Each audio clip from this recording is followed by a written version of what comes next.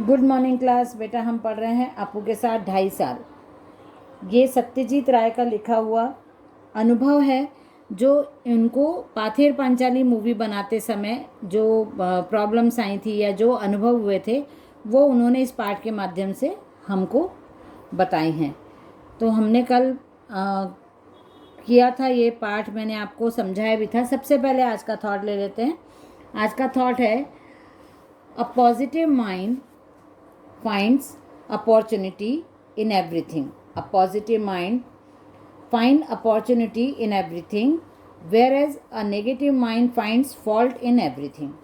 जो positive mind होता है वो हर चीज़ में सकारात्मकता देखता है और कुछ भी अच्छी चीज़ उसमें से निकालता है, वो अपॉर्चुनिटी उसको दिखती है। और जो नेगेटिव माइंड होता है, जो नकारात्मक विचार वाले व्यक्ति होते हैं, नकारात्मक सोच वाले व्यक्ति होते हैं, वो हर जगह गलतियां ही निकालते हैं, है ना। तो ये आज का थॉट था। अपू के साथ 2.5 साल हमने अभी तक पढ़ लिया कि कैसे उन्होंने अपू और दुर्गा के रोल के लिए कैसे बच्चों का चुनाव किया। फिर उस मूवी में एक डॉगी भी था, भूलो, वो डेथ हो जाती है उस डॉगी की। फिर उसी प्रकार उसी जैसा दिखने वाला एक डॉगी भी ढूंढा जाता है, उसको मूवी में लेके फिर शूटिंग पूरी की जाती है। फिर जैसे जैसे उनको फाइनेंशियल प्रॉब्लम भी रहती है, क्योंकि इनका जो ग्रुप रहता है, जब इनके पास पैसा कलेक्ट होता है तभी ये शूटिंग करते हैं। और जब ये लोग वहाँ जाते हैं, कास फूल का जो मैदान रहता है वो चला जाता है। जब ये लोग शूटिंग करने जाते हैं पैसा कलेक्ट करके वहाँ, तो वहाँ जाके देखते हैं कि फूल सारे वो खा जाते हैं। ये भी पढ़ा था कि जो टीम में जो लोग थे वो कोई एक्सपीरियंस लोग तो नहीं थे, सब नए नए लोग थे। तो उनको हर समय कुछ ना कुछ कन्फ्यूज़न होता था, कुछ दिक्कतें आती थी, कभी फाइनेंशियल, कभी लाइट का, या कभी भी साउंड का, हर प्रकार की कुछ ना कुछ प्रॉब्लम्स आती थी। तो उनको रुकना पड़ता था, इसलिए उनकी शूटिंग में बहुत टाइम लगा। और पहले इतनी टेक्नोलॉजी डेवलप भी नहीं थी कि वो फटाफट से काम कर पाएँ, इसलिए वो थोड़ा रुक रुक के समझ के सीख के ही अपनी शूटिंग कर रहे थे। उसके बाद हमने देखा था कि जो श्रीनिवास वाला व्यक्ति, श्रीनिवास नाम के जो व्यक्ति थे जो मिठाई बेचने वाले की भूमिका निभा रहे थे, तो उनकी शूटिंग चलती है। मिठाई वाला घूम रहा है और अपू को और दुर्गा के पास पैसे नहीं है मिठाई लेने के लिए, तो वो मिठाई वाला जब जा रहा है तो वो मुखर्जी के घर की तरफ जा रहा है। तो अपू और दुर्गा का मानना है कि हम मिठाई खरीदते हुए भी देख लेंगे तो हमको अच्छा लगेगा, इसलिए हम इसके पीछे पीछे चलते हैं। तो ये सीन उनका शूट करना था उनको। तो जब ये सीन स्टार्ट किया उन्होंने, तो उसके बाद इनका काम रुक गया, किसी कारण से इनकी शूटिंग फिर से रुक गई। अब जब पैसा हाथ में आया, पैसा इकट्ठा किया, फिर वापस उस गांव में गए और शूटिंग करने के लिए स्टार्ट किया, तब पता चला कि जो श्रीनिवास नाम के व्यक्ति थे जो मिठाई वाला बने थे उनकी डेथ हो गई है। अब फिर समस्या कि अब मिठाई वाला उनके जैसा कहाँ से लाए, एक जैसे दो व्यक्ति तो होते नहीं हैं। बहुत ढूंढा, बहुत ढूंढा, बहुत कोशिश करने के बाद उनके जैसा दिखने वाला, बाई फेस नहीं लेकिन उनकी कद काठी, मतलब उनकी जैसे बॉडी स्ट्रक्चर वाला एक पर्सन मिला। तो इन लोगों ने सोचा कि चलो उनके साथ ही हम पीछे से उनका वो लिया, कैमरा पीछे उनके बॉडी का स्ट्रक्चर पीछे से दिखाया और शूटिंग की। शूटिंग में उन्होंने ये किया कि स्टार्ट किया कि जब वो मिठाई बेचने आता है तो मिठाई वाले का चेहरा दिखता है और जाते समय वो दिखते हैं, उनका फेस दिखता है। और फिर दूसरा सीन उसी में ऐड करके कि वो मुखर्जी के घर की तरफ जा रहे हैं तो पीछे से उनकी बॉडी दिखती है, इसलिए वो काम उनका चल गया। अब यहाँ पे बताया कि फिल्म में बहुत लोगों ने, ये मूवी इतनी फेमस हो गई थी और इतने टाइम बाद बनी थी और बहुत अच्छी स्टोरी थी इसकी, तो लोगों ने बार बार देखा, लेकिन कभी किसी ने ये बात नहीं बताई कि मुखर्जी के घर की तरफ जो व्यक्ति जाता है और जो मिठाई बेचने वाला वो अलग अलग व्यक्ति हैं। किसी ने इस बात को नोट नहीं किया, पकड़ा नहीं, मतलब समझ में नहीं आया। जो वैसा था चल सही लग रहा था, वो एक ही व्यक्ति दिख रहा था।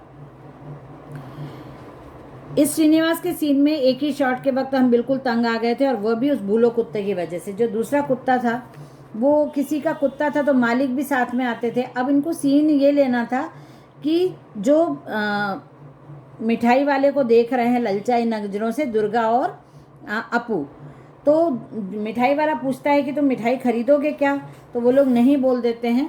तो मिठाई वाला फिर मुखर्जी के घर की तरफ जाता है और ये दोनों भाई बहन उसके पीछे दौड़ते हैं, मिठाई वाले के पीछे। तो जब भाई बहन दौड़ते हैं अपू और दुर्गा, तो उनके पीछे कुत्ते को भी दौड़ना है, ये सीन था। तो इन्होंने अपने कुत्ते को इन्होंने अपने कलाकारों को बोला, सत्यजीत रे ने, कि आपको ऐसा ऐसा सीन करना है और आपको भागना है। और कुत्ते के मालिक को भी बताया कि भाई जब ये कुत्ता भाग ही नहीं रहा था बच्चों के पीछे, क्योंकि वो पहचानता नहीं था। यदि अपना कुत्ता होता है तो वो अपने सिखाए अनुसार काम करता है, लेकिन वो अपने मालिक के साथ आया था, इसलिए उसको बिल्कुल भी वो कॉपरेट नहीं कर पा रहा था, उसको समझ में नहीं आ रहा था। कोशिश करने के बाद भी वो कुत्ता बार बार उनके पीछे नहीं भागा, तो इसलिए बहुत डिले हो गया इनको, ये भी प्रॉब्लम आने लगी। मालिक को भी काफ़ी समझाया कि भाई आप उसको सिखाओ ऐसे भागे, लेकिन वो नहीं हो रहा था। तो आखिरकार उन्होंने ऐसा आइडिया निकाला कि जो दुर्गा और अपू हैं उनके हाथ में मिठाई का एक टुकड़ा दिया, कि वो मिठाई का टुकड़ा देख के शायद कुत्ते उन लोगों के पीछे भागें, कुत्ता उन लोगों के पीछे भागे। तो ऐसा ही हुआ, कैमरा चालू हुआ, दोनों बच्चों ने भागना शुरू करा, तो कुत्ता भी उनके पीछे, हाथ में मिठाई का थोड़ी सी मिठाई हाथ में छिपा के रखी थी, वो देख लिए थी कुत्ते ने, और इनके पीछे पीछे भागने लगा था वो कुत्ता। तो जैसे तैसे करके ये वाला सीन शूट हुआ, क्योंकि बार बार कुत्ता नहीं भाग रहा था, तो डायरेक्टर को बार बार कट करके और सीन को रोकना पड़ रहा था। पैसों की कमी के कारण बारिश का दृश्य चित्रित करने में बहुत मुश्किल आई थी। बरसात के दिन आए और चले गए, लेकिन इनके पास पैसे नहीं थे और इस काम से शूटिंग बंद थी। इस कारण से आखिर जब हाथ में पैसे आए तब अक्टूबर का महीना शुरू हो गया। अब अक्टूबर में कहाँ से बारिश आए, तो ये लोग काफ़ी समय तक निरभ्र, मतलब नीला और साफ आकाश, तो अक्टूबर में बारिश कहाँ से आई, ये लोग इंतज़ार करते थे। रोज़ अपू और दुर्गा और जो कैमरे वाला था वो रोज़ जाके वहाँ पे शूटिंग की जगह पे जाके बैठ जाते थे कि कभी आकाश काले बादल आ जाएं, थोड़ा सा भी ज़्यादा बादल आए तो वो थोड़ा सा गिरेगा, बारिश होगी तो हम एक सीन को शूट कर लेंगे। एक सीन के लिए उन्होंने काफ़ी रोज़ रोज़ जाके इंतज़ार किया। फिर बहुत दिनों बाद एक दिन ऐसा हुआ कि आसमान में बादल छाए, धुआंधार बारिश शुरू हुई। उसी बारिश में भीगकर दुर्गा भागती हुई आई और उस पेड़ के नीचे भाई के पास आसरा लिया। एक पेड़ के नीचे उनको खड़े होना था, तो दुर्गा और अपू, बहुत तेज़ बारिश आती है, ऐसा सीन था कि दोनों भाई बहन बारिश से बचने के लिए चिपक के एक पेड़ के नीचे खड़े होते हैं। तो ये लिया, दुर्गा कहने लगती है, नेबूर पाता करमचा हे वृष्टि घरे जा, मतलब इसका मीनिंग यहाँ पे नीचे दिया हुआ है, नींबू के पत्ते खट्टे हो गए हैं, हे बादल अब घर जाओ, वापस जाओ। मतलब बांग्ला में बोला है इसने, बंगाली लैंग्वेज में बोला है, नेबूर पाता करमचा हे वृष्टि घरे जा। ये सीन वहाँ पे कंप्लीट करा। उस सीन में बरसात, ठंड, अपू का बदन खुला, प्लास्टिक के कपड़े से ढके कैमरे को आंख लगाकर देखा तो वह ठंड लगने के कारण सिहर रहा था। बच्चे बहुत छोटे थे और बारिश, वो अपू ने सिर्फ वो पहना रहते हैं, धोती पहना रहता है नीचे, ऊपर पूरा खुला रहता है वो बच्चा। तो बरसात भी थी, ठंडी हवा भी चल रही थी, कपड़े भी नहीं पहने थे, और कैमरामैन ने अपने कैमरे को प्लास्टिक से ढक के रखा था और उसमें से वो देख रहा था। तो उसको समझ में आ रहा था कि इतनी दूर से देखने से भी कि बच्चा बहुत ठंड से ठिठुर रहा है। और इस सीन को इतने अच्छे से शूट किया था, और इस फिल्म में इस सीन को बहुत इम्पोर्टेंट और बहुत अच्छा माना जाता है। इस सीन को लोग बहुत देख के, क्योंकि लोग पहले के लोग जो मूवी देखते थे वो अटैच हो जाते थे ना कहानी से, स्टोरी से। अभी हम लोग देखते तो हम गलतियां पकड़ लेते हैं, हम बहुत सीन मतलब लोकेशन देखने के लिए या एंटरटेनमेंट के लिए मूवी देखते हैं। पहले के लोग, बहुत कम मूवी बनती थी तो बहुत दिल लगा के देखते थे, बहुत अटैच हो जाते थे, तो वो सचमुच समझते थे कि बच्चे भीग रहे हैं, बच्चे को ठंड लग रही है, तो बार बार उस सीन को देख के बहुत मतलब जुड़ जाते थे उससे। शॉट बहुत अच्छा चित्रित हुआ, मतलब बहुत अच्छे से ये शॉट लिया गया था, लोगों को ये मालूम था।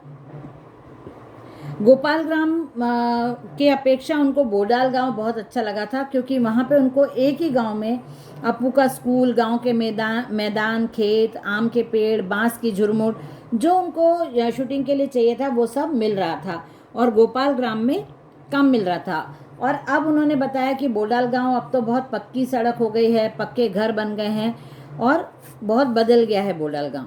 अब उस गांव में बिजली भी आ गई है।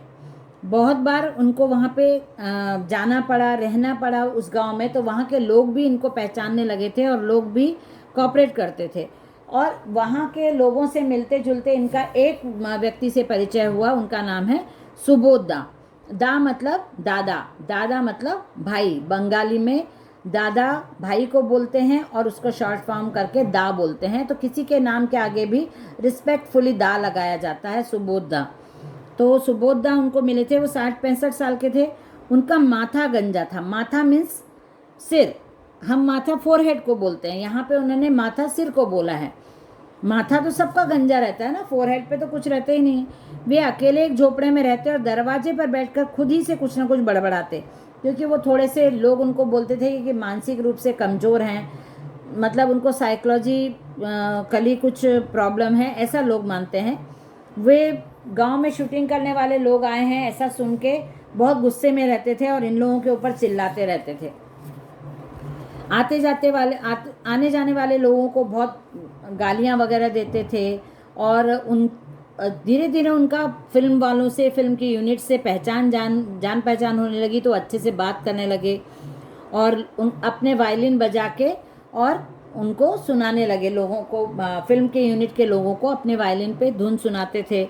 और धीरे से आते जाते लोगों को, कुछ 4 लोग थे जिनके उन्होंने नाम रख लिए थे। एक का नाम रूजवेल्ट रखा था, एक का चर्चिल, एक का हिटलर और एक का अब्दुल गफ्फार खान नाम रखा था। जो 4 व्यक्ति उनके दुश्मन थे, जो आते जाते उनको दिखते थे तो वो बहुत गुस्सा होते थे और उनके बारे में फिल्म के यूनिट के लोगों के कान में बताते थे कि ये अच्छा आदमी नहीं है, ये पाजी है। पाजी मतलब बदमाश आदमी है ये। ऐसे करते करते अभी मैं आपको भेजूंगी कि जो रूजवेल्ट है, चर्चिल है, हिटलर है और अब्दुल गफ्फार, उन्होंने ऐसा नाम उन व्यक्तियों का क्यों रखा था, ये आप पढ़ के समझ सकते हो। तो मैं आपको सेंड करूँगी ये। उसके बाद जिस घर में ये लोग रहते थे वो घर उसके पड़ोस में एक धोबी रहता था।